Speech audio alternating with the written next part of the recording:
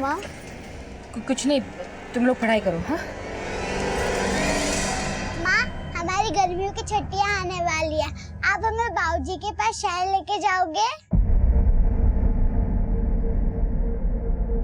नहीं बेटा, इस बार हम लोग नहीं जा पाएंगे। हाँ पर क्यों नहीं माँ? आपने तो बोला था कि हम बाबूजी से मिलने शहर जाएंगे। अरे काहे झूठा दिलासा दे रही हो इन बच्चे को? पता काहे नहीं देते कि इनका बाबा वापस नहीं आने वाला? जीजी, आपको जो कुछ भी कहना है हमसे कहिए। काहे बच्चों के दिमाग में उल्टा सीधा भर रहे हैं? अरे तुमको तो कछु कहना ही बेकार है। जाने वाला तो चला गया और तुम सबका बोझ हमरे मत्थे मर गया। खिलाओ पिलाओ भी, ऊपर से पढ़ाई लिखाई का खर्चा भी। सुन लो तुम लोग, अब से तुम दोनों में से कोई स्कूल नहीं जाएगा। रमा, तुम्हें मना किया है ना, इनको तंग मत किया करो। चलो भीतर, भीतर चलो। सुलेखा, तुम इसकी बातों का बुरा मत माना करो। मैं हूं ना, सब देख लूंगा। बच्चों तुम बैठो, पढ़ाई करो, चलो।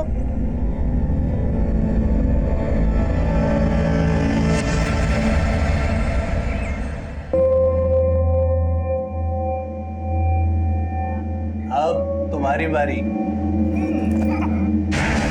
अच्छा, तो इसलिए मुझे मार्केट भेज रहे थे ताकि इस नौकरानी के साथ रंगरलियां मना सको। कमरा साफ करने के लिए आई थी। सब समझती हूँ मैं। और तू चल निकल मेरे घर से, निकल।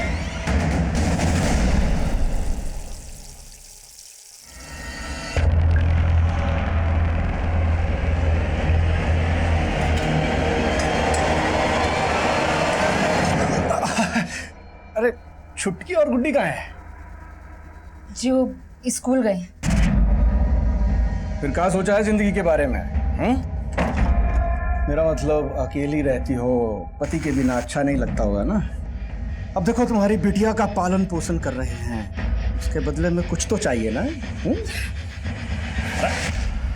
बात सुनो, देखो सो के मनाओ, हमने तुम्हें इस घर से बाहर नहीं जाने दिया। हमारी बात मान लो, सब आगे अच्छा ही होगा। सुन रही हो? क्या चल रहा है सब? कुछ नहीं। देखो, तुमने ठीक कहा था, इस पर रहम नहीं करना चाहिए था। हमसे गंदा रिश्ता बनाना चाहती है। देखो, गलत बात तो आप कर रहे थे जीजी। हमको क्या समझ में नहीं आता कि क्यों हमसे मीठा मीठा बोलते हैं। देखिए जीजी, हमारा घर जमीन हमारा हिस्सा दे दीजिए, हम अपने बच्चों का पालन पोषण खुद कर लेंगे। हिस्सा? क्या बोली तुम? हिस्सा चाहिए तुमको? तुमरा शरीर का ना बोलते बोलते नोच करके ना तुम्हारा हिस्सा कर देंगे। एक तो हमारे पति पे डोरे डाल रही हो, ऊपर से हिस्सा मांगती हो। चल निकल। नहीं जीजी, हमारी बात तो है ना, हमारी बात तो सुन लीजिए। जीजी ठीक हो ना? जीजी ये कुलच्छनी डायन है, डायन। मेरी पत्नी पेट से थी और इसने उस पर हाथ रखा, मेरा बच्चा मर गया। इसने मेरे भाई की जिंदगी भी खराब की है। मैं कहता हूँ पूरे गांव पे शाप है, ये शाप है। हाँ सरपंच साहब, ये हमारे घर आई तो हमारा बच्चा बीमार पड़ गया। हाँ, इन्होंने मेरी गाय को छुआ, गाय ने दूध देना बंद कर दिया। हाँ सरपंच साहब, ये डायन है, डायन। आप लोग शांत हो जाइए, पंचायत अपना फैसला सुनाती है। आज से अवध सिंह की पत्नी सुलेखा खा इस गांव में हुक्का पानी बंद किया जाता है। ना ही इसे कोई राशन देगा और ना ही इसकी कोई मदद करेगा। अगर किसी ने इसकी मदद करने की कोशिश की तो उसका भी हुक्का पानी बंद। आने वाले 7 दिनों में अगर यहाँ पर कोई अशुभ घटना हुई तो इस डायन को निर्वस्त्र करके पूरे गांव में घुमाया जाएगा। हाँ, बिल्कुल सही फैसला है पंचायत का, बहुत सही फैसला है सरपंच साहब।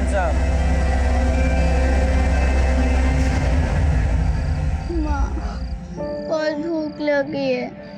माँ, तुम लोग बैठो, मैं भी आती हूँ।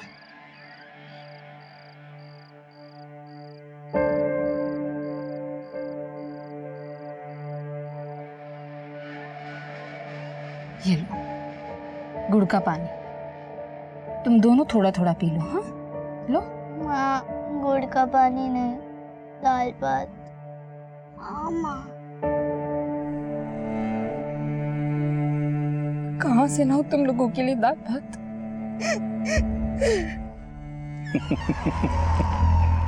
हमको आंख दिखाना कितनी बड़ी गलती थी। हाँ? पेट भर रहे थे हम तुम्हारा, और तुमने तो अपने पांव पे ही कुल्हाड़ी मार दी। तो अब भी चाहे ना तो मैं तेरा और तेरे बच्चों का पेट भर सकता हूं।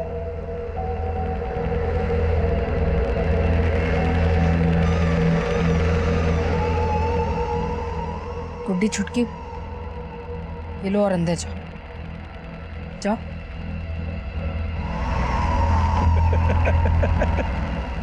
अरे वाह, तू तो बहुत जल्दी मान गई है।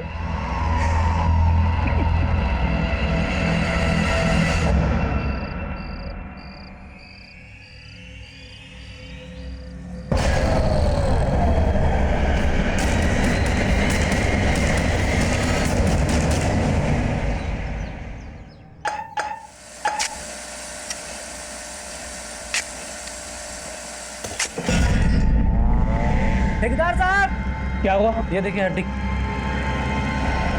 एक काम करो, पूरा खोदो।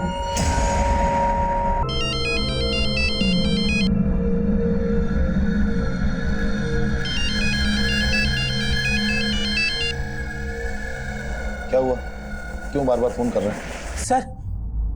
सर यहाँ बेडरूम के फर्श के नीचे खुदाई कर रहे थे तो 2 नर कंकाल निकले। क्या?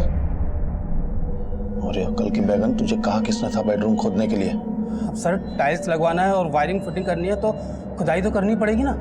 अभी किसी को कुछ पता नहीं चलना चाहिए। सर आप फोन नहीं उठा रहे थे तो मैंने पुलिस को कॉल कर दिया।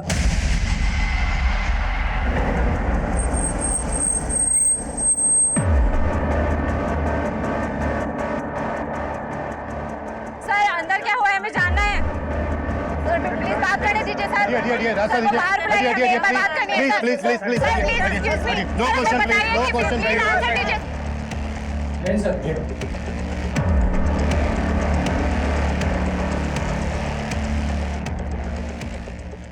सर, इस घर का मालिक मनोहर लाल है और इस घर में जो ठेकेदार काम कर रहा है उसी ने मनोहर लाल को इन्फॉर्म किया था। देखो कुछ मिलता है के अंदर। सर घड़ी।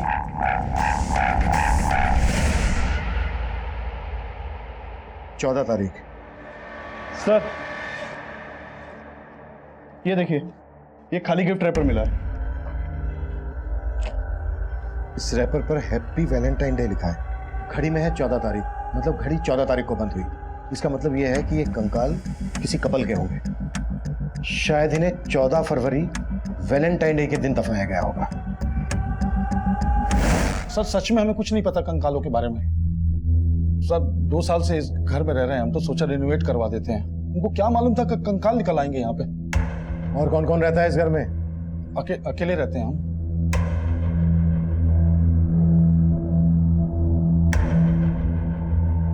राठी, जिनके कंकाल हैं उन्हें कितने समय पहले दफनाया गया होगा? अभी ये बात बताना मुश्किल है सर, लेकिन पेल्विस को देख के लगता है कि एक स्केलेटन मेल है और एक फीमेल। तो किसी भी बॉडी को 1 साल दफनाने के बाद वो कंकाल में बदल जाती है। Thank you. राना, इस मनोहर लाल की कुंडली निकालो।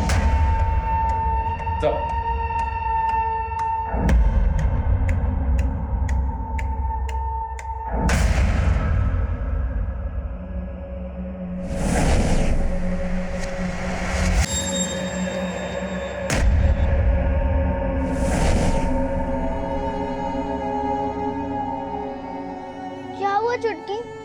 संभालो, हम हैं ना।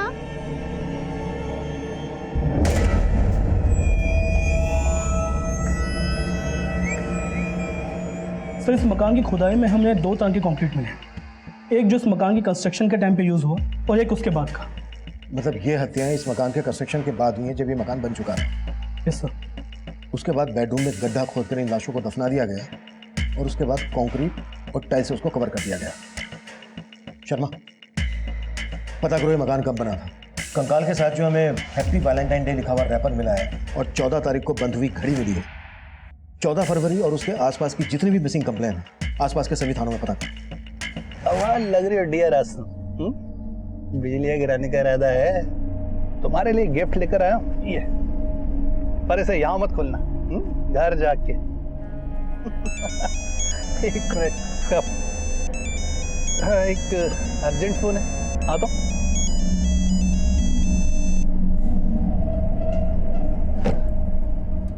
हाँ डियर, बोलो। पहले तुम बताओ कि तुम किस डियर के साथ हो। क्या बात कर रही हो तुम? अरे जरूरी मीटिंग में हूँ भाई। अच्छा, और मैं तुम्हारे ऑफिस में तुम्हारे मैनेजर के सामने खड़ी हूँ। अब तुम मुझे बताओ कि तुम्हारी किस लड़की के साथ मीटिंग चल रही है। कैसी वो वो क्या? अगर 15 मिनट में तुम घर नहीं पहुंचे तो वहीं आकर तुम्हें और उस लड़की को जान से मार डालूंगी, समझे? अरे क्या मनोहर की वाइफ रीमा गायब है? हाँ सर, 1.5 साल पहले तक तो रीमा का मनोहर जी के साथ ही रहती थी, पर अचानक फिर वो गायब हो गई। और जब भी हम मनोहर जी से इस बारे में पूछते थे तो वो टाल देते थे। क्या वजह हो सकती है? मनोहर का और उसकी बीवी का आपस में कोई झगड़ा? सर, दोनों में लड़ाई झगड़ा तो बहुत होता है। कई बार मैंने खुद उनको लड़ते हुए देखा था। सर, मैंने रीमा को बोला भी था कि वो जाके पुलिस में शिकायत कर दे, पर उसने मेरी सुनी नहीं। फिर उसके 1 हफ्ता बाद से वो दिखी नहीं, और उसके जाने के बाद ही उसके घर में एक औरत का आना जाना शुरू हो गया। कौन थी वो औरत? शायद उसके ऑफिस की होगी। गुड्डी, ये फल है ना, वो सुंदर अंकल को देके आना और उनसे 175 रुपए लेके आना। ठीक है काकी, चल।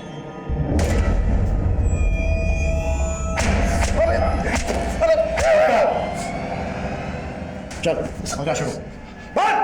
सर जरूर आपके किसी ने कान भरे हैं सर। हमने अपनी बीवी को मारा ही नहीं है सर, वो खुद हमें छोड़ के चली गई। आजकल कहाँ है रीमा? सर हमको मालूम नहीं सर।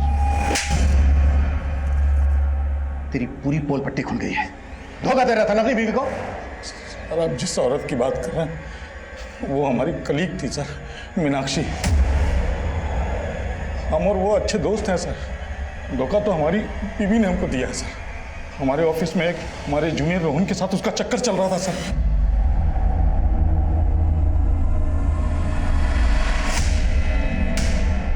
इसलिए तूने रीमा और रोहन को मारकर उस मकान के नीचे काट दिया, तो कंकाल मिले हमें वहां से। अब ये बोल, मीनाक्षी भी इसमें इन्वॉल्व थी? मीनाक्षी मनोहर की बीवी गायब है, और तुम्हारे दोस्त के घर से हमें 2 कंकाल मिले, और तुम्हारे ऑफिस हमने ये भी पता लगा लिया कि रोहन भी तभी से गायब है जब से रीमा। तुमने नहीं तो क्या अकेले मनोहर ने कांड किया है? अपनी पत्नी का पता बोल, हमें उसके मैके वालों से मिलना है। सर रीमा का यहाँ कोई नहीं था सर, और हम भी रीमा को अपनी शादी के सिर्फ 6 महीने पहले से ही जानते थे सर। रीमा मनोहर की दूसरी पत्नी है। पहली पत्नी तो 10 साल पहले ही गुजर गई थी।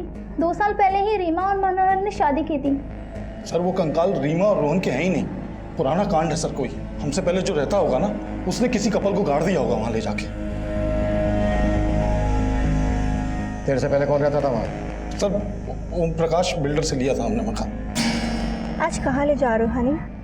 आज हाईवे रिसोर्ट पे कमरा बुक किया है तुम्हारे लिए। इसका फोन आ गया, 1 मिनट। हाँ बोलो। सर कहाँ हैं आप? क्या मेरी बीवी फिर से ऑफिस आ गई क्या? सर बीवी नहीं, आफत आई है। पुलिस को आपके घर से 2 कंकाल मिले हैं। क्या बकवास कर रहे हो तुम? किसने खबर दी है तुम्हें?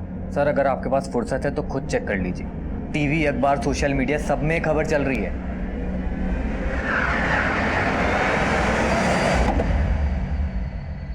रुक, पैसे लेके आता हूँ।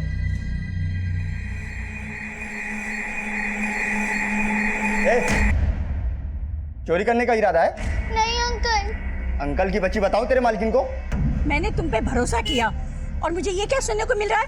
तुम चोरी कर रही थी? नहीं काकी। मैं कम इन सर? यस कम इन। सर मैं रजिस्ट्रार ऑफिस में रजिस्ट्रार से मिला था, तो पता चला कि वो मकान 10 साल पहले बनाया गया था, और सबसे पहले वो मकान ओम प्रकाश नाम के बिल्डर ने बनाया था। सर ये ओम प्रकाश, सर ओम प्रकाश ने ये मकान मोहन राकेश को बेच दिया था, और फिर 1 साल बाद वो मकान वापस बेच दिया मनोहर लाल को। उससे गौर करने वाली बात यह है कि ओम प्रकाश ने रीसेल में जिस दाम पर यह मकान खरीदा था उससे कम में उसे बेचा। एक बिल्डर अपने ही बनाए हुए मकान को कम कीमत पर क्यों बेचेगा?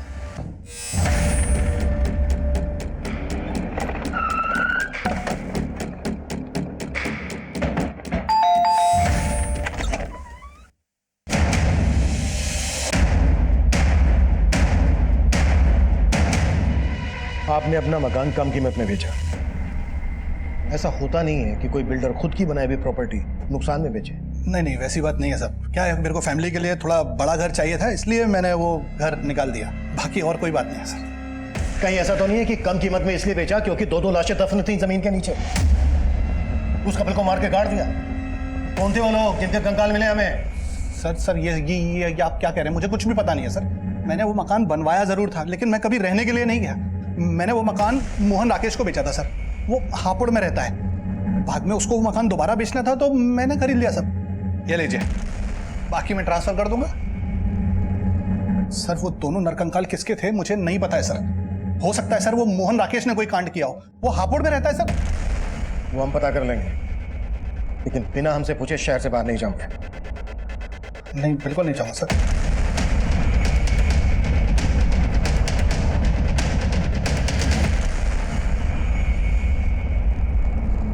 अच्छे से छिलना, वो छोटा छोटा काटना, ध्यान से, जल्दी कर।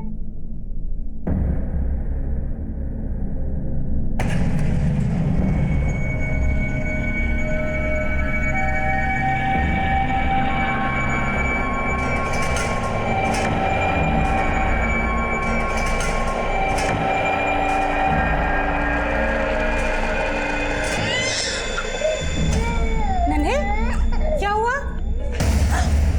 नन्हे,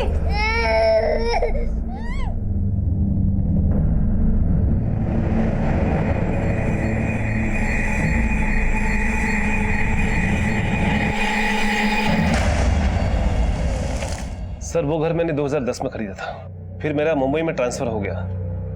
उसके बाद 2015 में मैं रिटायर हो गया। प्रॉपर्टी का कुछ फायदा नहीं था, इसलिए घर बेचने की सोचा मैंने। बिल्डर ओम प्रकाश को पता चला तो उसने वो घर खरीद लिया मुझसे। तब से लेके आज तक मैं अपने बेटे के साथ हापुड़ में रह रहा हूँ। कहीं ऐसा तो नहीं है कि पहले 2 लाशें दफन कर दी और उसके बाद घर बेच दिया? नहीं सर, कुछ समय के लिए मैंने वो घर किराए पर दिया था एक रिटायर आर्मी वाले को। चंदन सिंह नाम था उसका। आप घर की बिल्कुल फिक्र ना करें, अपने घर की तरह हिफाजत करूंगा। 1 साल तक चंदन किराया बराबर भेजता रहा। उसके बाद अचानक उसने पैसे भेजना बंद कर दिया। मैंने उसे बहुत कॉल किया, लेकिन उसने मेरे एक कॉल का भी जवाब नहीं दिया सर। फिर मजबूर होकर 2-3 महीने के बाद मैं उसे मिलने गया तो घर में ताला लगा हुआ था और चंदन का भी कहीं अता पता नहीं था। चंदन सिंह का फोन नंबर और कहाँ का रहने वाला था ये? हाँ, लगभग 1 साल रहा मैं उस घर में और फिर मुझे छोड़ना पड़ा क्योंकि किराया बहुत ज्यादा था। 12 महीने का किराया तो मैंने एडवांस में दिया था। आप चाहें तो मेरे बैंक अकाउंट के स्टेटमेंट से चेक कर सकते हैं। राकेश लेकिन झूठ बोल रहा है कि मैंने उसे बिना बताए मकान खाली किया। ठीक है। चंदन का कहना है कि मोहन राकेश झूठ बोल रहा है। चंदन और मोहन राकेश दोनों की हिस्ट्री निकालो और पता करो कि इनकी पहचान में या परिवार में कोई कपल मिसिंग है क्या। मैं चेक कर रहा हूँ सर, पर इंक्वायरी में एक बात और पता चली है सर। इस ओम प्रकाश की एक बेटी है जो कई सालों से दिखी नहीं है। लोगों का कहना है कि ओम प्रकाश और उसकी बीवी तो ये बोलते हैं कि ये यूएस में सेटल्ड है। ये उसकी बेटी है सर। ठीक है, रीमा और रोहन के साथ साथ ओम प्रकाश की इस बेटी के बारे में पता करो कि वाकई में यूएस में है क्या फिर इसमें कोई ऑनर किलिंग का एंगल है। Okay sir. अरे अब तो मैं घर से बाहर भी नहीं जाता। अब किस बात की टेंशन ले रही हो? टेंशन तो मेरी जिंदगी में उसी दिन घर कर गई थी जिस दिन तुमसे मेरी शादी हुई थी। ये टेंशन मरने के बाद भी मेरा पीछा नहीं छोड़ने वाली।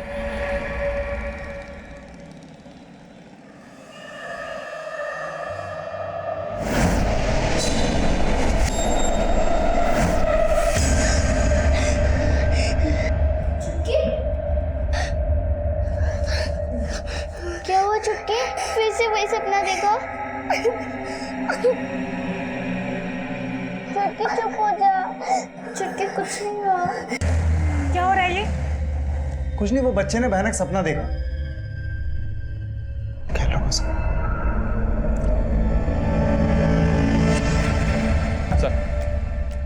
सर मैंने पता किया, ओम प्रकाश की बेटी वाकई में यूएस में सेटल्ड है। लेकिन सर एक मिसिंग कपल मिला है जिसका कनेक्शन ओम प्रकाश के साथ है। इस ओम प्रकाश ने एक बार नगर पालिका के एग्जीक्यूटिव इंजीनियर को जान से मारने की धमकी दी थी। ये देखिए सर, ये वो इंजीनियर है, इसका नाम प्रताप है। इसने एफआईआर भी करवाई थी, लेकिन एफआईआर के चंद दिनों बाद ही प्रताप और उसकी पत्नी प्रीति दोनों लापता हो गए और उस केस का प्राइम सस्पेक्ट ये ओम प्रकाश ही था।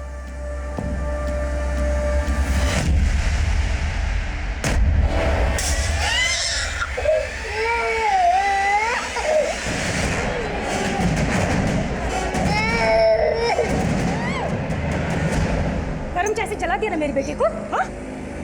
अब बताती हूँ मुझे जलन क्या होती है। चल बताती हूँ। हाँ? जलाया ना मेरी बेटी को, जलाया ना। अब देख क्या करती है। मेरी बहन को मारेगी तू? भाग चुटकी, जल्दी कर। रुक, बुढ़ी रुक। तो जानबूझ के टकराया था ना मुझसे? सच में जला दूं? देखो, अगर नन्ही के साथ कुछ किया ना तो मैं तुम दोनों को अंदर करवा दूंगी।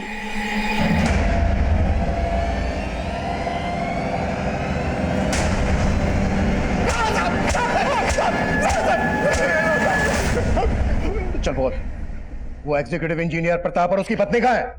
बेवजह शक कर रहे हैं सर मुझ पर। सेशन कोर्ट ने भी मुझे बरी कर दिया है साहब। मेरे खिलाफ कोई सबूत नहीं मिला साहब। सबूत तो अब मिला है। दो कंकाल मिले तेरे बनाए हुए मकान में, और वो केस भी अब फिर से खुलेगा। सर, बात सिर्फ इतनी सी है कि मैंने उस इंजीनियर को थोड़ा सा धमकाया था सर। सर, वो एक नंबर का भ्रष्ट आदमी था। डिपार्टमेंटल इंक्वायरी चल रही थी सर, आप पता कर सकते हैं उसके खिलाफ। उसको लगा कि वो अरेस्ट हो जाएगा, इसलिए वो गायब हो गया। सर, अब गाजियाबाद थाने में जाके पता भी कर सकते हैं, पर उसके गायब होने में मेरा कोई हाथ नहीं है सर। जब तक सच न खुले ना।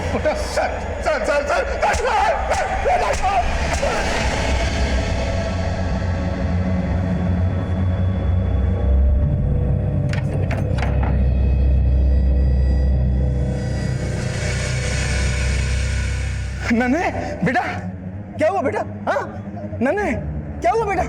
लक्ष्मी, लक्ष्मी, लक्ष्मी, लक्ष्मी, क्या है ये सब? तुम्हारे करतूतों की वजह से उन लड़कियों ने मुझसे और नन्हे से बदला लिया। तुमने उनके साथ ऐसा किया? छी!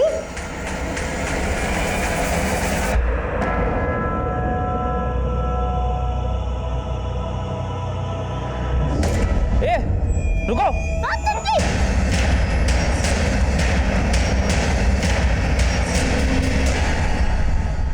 सर, इंजीनियर प्रताप और उसकी पत्नी प्रीति 3 साल पहले फरवरी से गायब हैं, और मनोहर की दूसरी बीवी रीमा और रोहन का भी अभी तक कुछ पता नहीं चल रहा है। इसके अलावा किसी और कपल के बारे में पता चला जो उस घर में रहने वाले चंदर और मोहन राकेश से कनेक्टेड हो? उनके बैकग्राउंड में ऐसा कोई कपल नजर तो नहीं आ रहा है जो मिसिंग हो। माना रीमा, रोहन, प्रीति, प्रताप नहीं मिल रहे हैं, लेकिन जब तक फोरेंसिक रिपोर्ट नहीं आ जाती तब तक हमें हर पॉसिबिलिटीज पर काम करना है। ये केस बिल्कुल भी आसान नहीं था, और तब हमारी मुसीबतें और भी बढ़ने वाली थी। जो कपल गायब थे, इसके लिए उन कंकालों की फोरेंसिक रिपोर्ट इसमें हमारी कोई खास मदद नहीं करने वाली थी। मनोहर लाल और ओम प्रकाश को कोर्ट ने जमानत दे दी थी। रीमा, रोहन और प्रीति प्रताप के अलावा एक और कपल हमारी फहरिस्त में जुड़ने वाला था। सर, ये विजय, ये इस एरिया में 7 साल से रह रहा है। बोलो विजय। साहब, यहाँ पास में फैक्ट्री है, वहाँ काम करता था वो मुझे दिखा था एक बार यहाँ। अरे जितेंद्र, तू यहाँ? विजय, अरे इधर कुछ काम था, चल मिलते हैं। चल ठीक है, बाय। साहब, तब उसको मैंने चंदन अंकल घर आते हुए देखा था। उस मेड ने दरवाजा खोला था। थैंक्स विजय। क्या तुम वो फैक्ट्री हमें बता सकते हो जहाँ जितेंद्र काम करता था? जी, यही पास में है। जी हाँ, मैं जब वहाँ रहता था तो एक मेड कुछ दिन के लिए मेरे यहाँ काम करने आया करती थी, लेकिन मैं किसी जितेंद्र को नहीं जानता। मुझे तो ये भी नहीं पता कि कोई जितेंद्र नाम का आदमी उस मेड से मिलने आया करता था। अब कहाँ है वो मेड? मुझे इस बारे में नहीं पता सर। उसने सिर्फ 6-7 दिन मेरे यहाँ काम किया था, मुझे तो अब उसका नाम तक याद नहीं है। कोई 6-7 दिन के लिए मेड तो रखता नहीं। कहीं ऐसा तो नहीं है कि वो आपकी मेड नहीं कोई और थी जिसका जितेंद्र के साथ अफेयर था? जितेंद्र भी 2 साल से गायब है, कहीं वो दोनों कंकाल इन्हीं दोनों के तो नहीं? अरे सर, कैसी बात कर रहे हैं आप? उस दौरान मुझे एक मेड की ज़रूरत थी, इसलिए मैंने आसपास के लोगों को बोला था, और वो खुद काम मांगने आई थी मेरे पास। आपको काम वाले बाई की जरूरत थी? हाँ हाँ जी, मैं घर के सारे काम करती हूँ, आप मुझे रख लीजिए। सर, उसने सिर्फ 6-7 दिन काम किया था, उसके बाद अचानक आना बंद कर दिया। मुझे लगा शायद इसको काम जमा नहीं होगा। शिवजी सर, मैं उस फैक्ट्री के मैनेजर से मिला। उसने बताया कि 2 साल पहले जितेंद्र ने अचानक से फैक्ट्री आना बंद कर दिया था। वो वहाँ डेली वेजेस पर काम करता था, इसलिए सबको लगा कि शायद उसने कहीं और काम पकड़ लिया होगा। सर, जितेंद्र के कोवर्कर ने बताया कि उसका मंजरी नाम की एक लड़की के साथ अफेयर था जो उससे मिलने के लिए फैक्ट्री में आती थी। सर, ये मंजरी वही मेड हो सकती है जिसको विजय ने चंदन के घर देखा था। फैक्ट्री से जितेंद्र का नंबर मिला तो है, लेकिन बंद है। उस नंबर के कॉल रिकॉर्ड चेक लो और पता करो कि वो नंबर कौन से एड्रेस पर रजिस्टर्ड है। Right sir.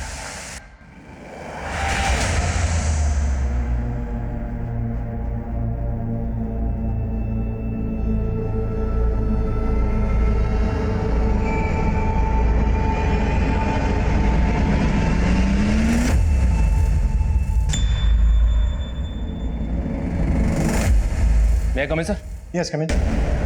सर जितेंद्र का नंबर पिछले 2 साल से बंद है। उसके मोबाइल सर्विस प्रोवाइडर से उसका फोटो भी मिला है। ये नंबर मथुरा के एड्रेस पर रजिस्टर्ड था।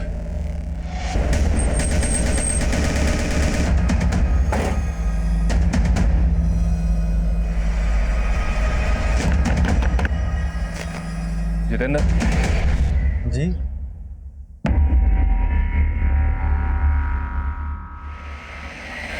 हाँ साहब, मैंने ही चंदन अंकल के यहाँ काम किया था। तुम्हारा नाम? जी मंजरी। तुम मेरठ में कहाँ रहती थी? जी वो संगम नगर है ना, बस वहीं पे। जितेंद्र, तुम्हारा मोबाइल पिछले 2 साल से बंद है। यूं अचानक से मेरठ से मथुरा? सर मैं मंजरी से शादी करना चाहता था, लेकिन वहाँ रहने तक का ठिकाना नहीं था, तो इसलिए हमने सोचा गांव आकर खेतीबाड़ी करेंगे, इसीलिए वो फ़ोन बंद कर दिया साहब। लेकिन आप ये क्यों पूछ रहे साहब? दरअसल मंजरी जिस घर में काम करती थी उस घर में हमें 2 कंकाल मिले। हम ये पता लगाने की कोशिश कर रहे हैं कि वहां किस कपल का मर्डर हुआ था। अच्छा मंजरी, जब तुम उस घर में काम कर रही थी कभी तुमने कुछ ऐसा देखा जो तुम्हें अजीब लगा? कभी ऐसा महसूस किया तुमने? जी ऐसा तो कभी कुछ नहीं, मैंने वहाँ कुछ वक्त के लिए काम किया था। सर वो कंकाल या सीमा रोहन के हैं या प्रीति प्रताप के, क्योंकि उन दोनों कपल्स के बारे में कोई लीड नहीं मिल रही है। पॉसिबिलिटी तो फिलहाल यही दिख रही है। ठीक है, जैसे कुछ और पता चलता है अपडेट में बोलो। सर उन दोनों कंकालों की फोरेंसिक रिपोर्ट आ गई है। सर जैसा कि हमें पता चला है कि उन दोनों कंकालों में से एक मेल है और एक फीमेल। सर फोरेंसिक रिपोर्ट से ये पता चला है कि मौत के समय जो मेल कंकाल है उसकी उम्र 45 से 50 होगी और जो फीमेल कंकाल है उसकी 20 से 25। इसका मतलब दोनों की उम्र में काफी फर्क था। जी सर। और सर ये जो मेल कंकाल है उसके स्कल पे कुछ क्रैक्स हैं। ये दोनों लाशें लगभग 2 साल पुरानी हैं। इसका मतलब वो कंकाल इंजीनियर पति पत्नी के तो नहीं हो सकते। मनोहर की पत्नी उम्र में मनोहर से काफी छोटी थी और मनोहर का कलीग रोहन अब से 2 साल पहले लगभग 45 साल का था। इसका मतलब वो कपल रोहन और रीमा हो सकते हैं।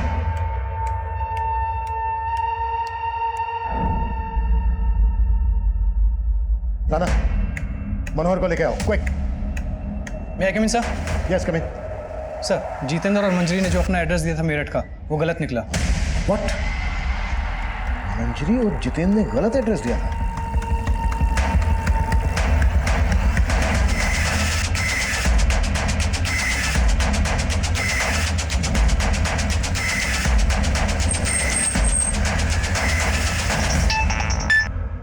हेलो सर मनोहर गायब है, ना ऑफिस में है ना घर में है, और अपना फोन भी बंद कर रखा उसने। व्हाट? मंजरी और जितेंद्र भी गायब है? हाँ सर, पड़ोसी ने सुबह उन्हें बैगेज के साथ जाते हुए देखा है।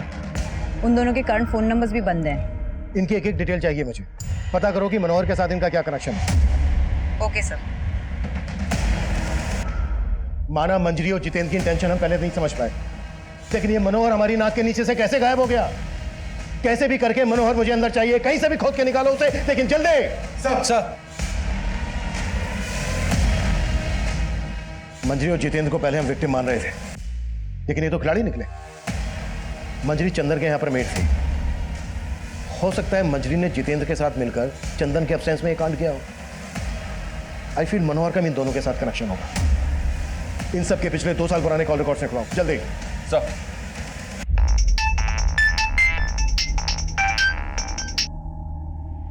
हेलो सर, जितेंद्र के पड़ोसियों से पूछताछ की तो पता चला कि मंजरी यूपी के सिकंदरपुर गांव की थी।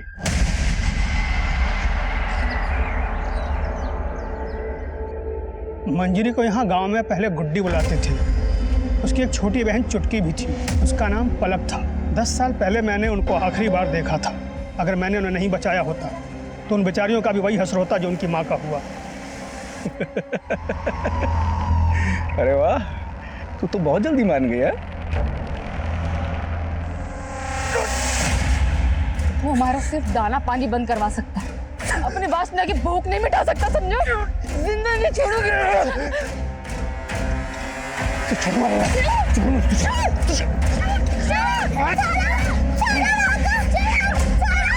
छोड़ मेरे बच्चों को।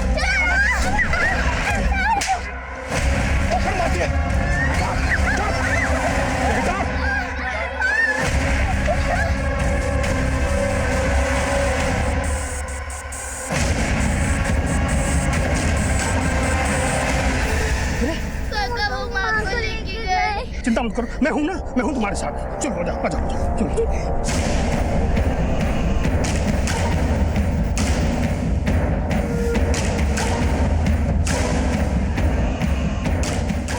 मैंने उन्हें उस वक्त तो भगा दिया था। क्या उनकी माँ को गांव वालों ने मार दिया? नहीं साहब, गांव वालों ने नहीं, प्रेम ने अपने कुछ साथियों के साथ मिलकर सुलेखा को मार डाला। गांव वालों के लिए सुलेखा पहले से ही डाइन साबित हो चुकी थी। उसकी मौत पर आंसू बहाने वाला कोई नहीं था। तरह तरह की भ्रांतियां भर दी गांव वालों के मन में। उसका फल मिला उसे, तिल तिल के मरा। 2 साल तक खाट से नहीं उठा मरने से पहले। लेकिन मंजरी किसी जितेंद्र नाम के लड़के के साथ शादी करके रह रही थी मथुरा में। वो तो मुझे नहीं मालूम साहब। और उनके पिता अवध सिंह, वो मेरठ में रहते हैं। वहाँ उन्होंने किसी और औरत के साथ शादी करके घर बसा लिया। मेरठ में जहाँ रहते हैं उनका पता दीजिए।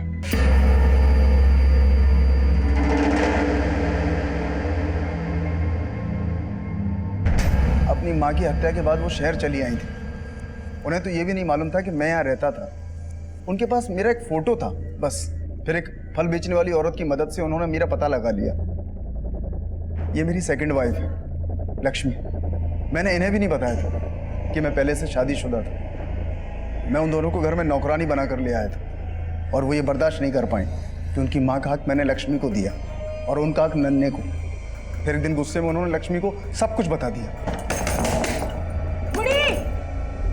दरवाजा खोल। तुम ही हो कारण जिसके वजह से हमारे बाबूजी ने हमारी माँ को छोड़ा था। क्या? ये क्या कह रही हो तुम? हाँ, वो सिर्फ नन्हे के नहीं, वो हमारे भी बाबूजी है। और तुम हमें नौकरों की तरह मारती हो, लेकिन अब नहीं सहेंगे हम। अब हम नन्हे को मारेंगे। प्लीज मेरी बात सुन। इसमें नन्हे की क्या गलती है? मैं तो खुद भी नहीं जानती थी कि वो तुम्हारे भी बाबूजी है। प्लीज बेटा, नन्हे के साथ कुछ मत करना। वो दोनों पिघल गई थी। कसूर उनका नहीं, इनका था। मैंने तो फिर भी इनको माफ कर दिया, लेकिन वो शायद कभी इनको नहीं माफ करेंगे। इस वक्त कहाँ हैं दोनों बहनें? सर वो तो उसी दिन चली गई थी और उसके बाद लौट के घर वापस नहीं आई। कहीं ऐसा तो नहीं है कि आप जानते हैं मंजरी कहाँ है और जानबूझकर हमें नहीं बता रहे हैं? सर हमें कुछ नहीं पता। हम सच में आपसे कुछ नहीं छुपा रहे। सर उस फ्रूट बेचने वाली को गुजरे भी सालों हो चुके हैं जब पलक और मंजरी काम करती थी। ना तो जितेंद्र का कुछ पता चल रहा है और ना ही मनोहर के बारे में कोई लीड मिल रही है। मैं coming sir? Yes coming. Sir Manjari 2 साल से जितेंद्र के साथ जहाँ रह रही थी वहाँ कभी किसी ने पलक को नहीं देखा। और जितेंद्र के पड़ोसियों को तो ये तक पता नहीं कि मंजरी की कोई छोटी बहन भी है। इसका मतलब मंजरी के साथ साथ उसकी छोटी बहन पलक भी 2 साल से गायब है। गायब तो मनोहर भी है सर, और उससे हमें उसकी पत्नी रीमा के बैकग्राउंड का पता नहीं चला है। तुम कहना चाह रहे हो कि पलक ही रीमा है और पलक नाम बदलकर मनोहर की जिंदगी में आई। इसी वजह से जितेंद्र और मंजरी के साथ साथ मनोहर भी गायब है। अब तक जो बातें सामने आई हैं उससे तो यही लगता है कि मंजरी अपनी छोटी बहन पलक को लेकर बहुत प्रोटेक्टिव थी। अगर पलक का मर्डर हुआ है तो फिर मंजरी भागी क्यों? क्या मंजरी भी अपनी छोटी बहन पलक के मर्डर में इन्वॉल्व है?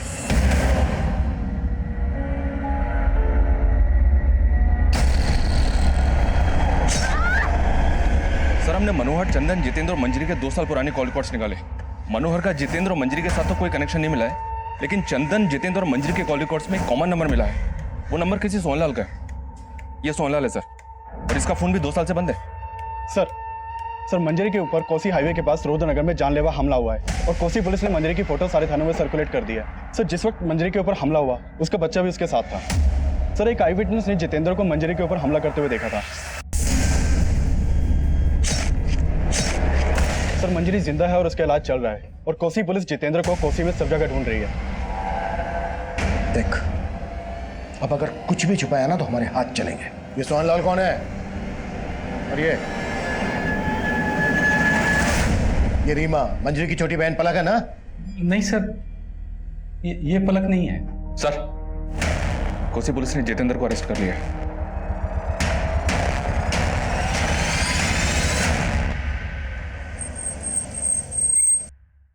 मैं और छुटकी हमेशा माँ से पूछती थी, माँ हमारी गर्मियों की छुट्टियां आने वाली है, आप हमें बाबूजी के पास शहर लेके जाओगे?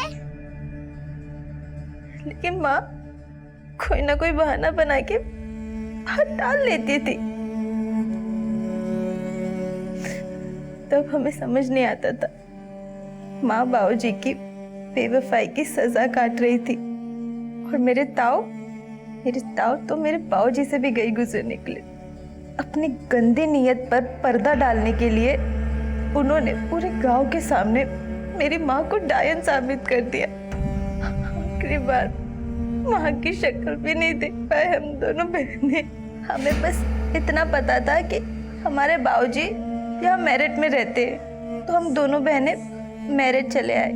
फिर फल वाली काकी ने हमारे बाऊजी को खोज तो निकाला, पर वो कई सालों पहले हमें पराया कर चुके थे। हम वहां से भी निकल गए। सोचा उनकी दहलीज पर कभी कदम नहीं रखेंगे। हम काकी के पास लौट रहे थे, तब फिर सोहनलाल आया हमारी जिंदगी में। कहने को वो हमारा मसीहा था। उसने हमें उन लड़कों से बचाया था। वो हमें अपनी नई जिंदगी देने के लिए अपने घर ले गया। बोला कि अरे ये तुम्हारा ही घर है, बैठ।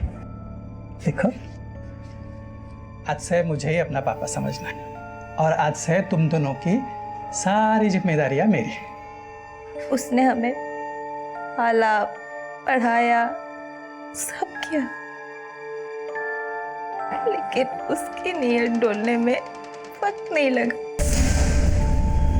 फिर जितेंद्र हमारी जिंदगी में आया। मैं मंजरी के लिए किसी हद तक जा सकता था साहब, लेकिन तब तक उसने बताया नहीं कि उसका मुंह बोला बाप सोहनलाल उसका रेप करता था। सिर्फ सोहनलाल ही नहीं, उसका दोस्त चंदन भी।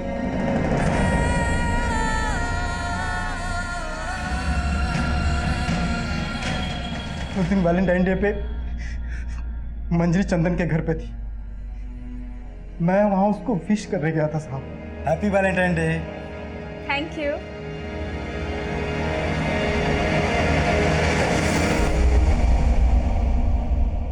ये क्या हो रहा है मेरे घर पे? हाँ? एक और तू साले तेरे इतनी मजाल, तू मेरे घर पे। अगर मैं उस शैतान को पहले ही मार देती तो आज मेरी चुटकी। साहब मैं बहुत घबरा गया था। मेरी चुटकी। जितेंद्र ने मंजरी के लिए और मैंने अपने लिए लाश वहीं गाड़ने का फैसला किया।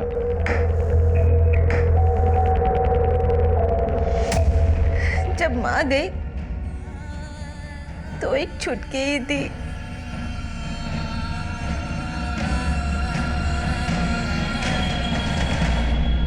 जिससे लिपट कर रो सकती थी, लेकिन अब वो चली गई है तो कोई नहीं है।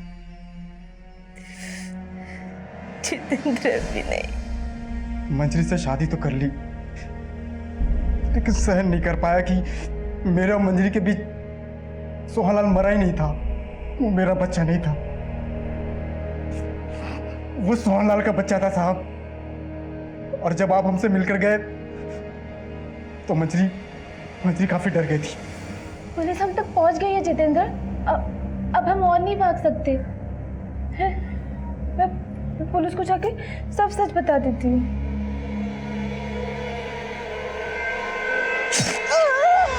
मर जाती तो जरूर पछतावा होता साहब। अगर अभी कोई पछतावा नहीं है, जिंदगी ने जो दिया है सब कुछ आपके सामने रख दिया। बस इतनी सी गुजारिश है कि मेरी बेटी वो बने जो मेरी और मेरी छुटकी की किस्मत में नहीं था।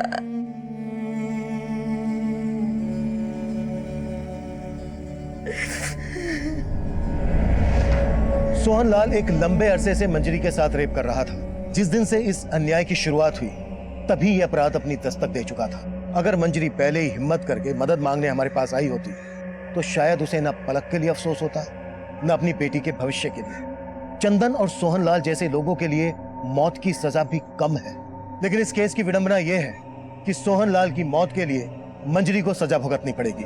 वो दो कंकाल उस घर से मिलने के बाद हमारे सामने और भी दो केसेस के गड़े मुर्दे खुले, रीमा रोहन और प्रीति प्रताप। इनका गायब होना आज भी रहस्य बना हुआ है। मनोहर लाल और ओम प्रकाश अब भी इन केसेस में हमारे सस्पेक्ट हैं। अब मैं सीनियर इंस्पेक्टर अभिमन्यु जिंदल आप लोगों से विदा लेता हूं। आपसे फिर मुलाकात होगी एक नए केस के साथ। स्वस्थ रहिए, सतर्क रहिए और देखते रहिए क्राइम पेट्रोल 10 तक। मकसद बताना नहीं,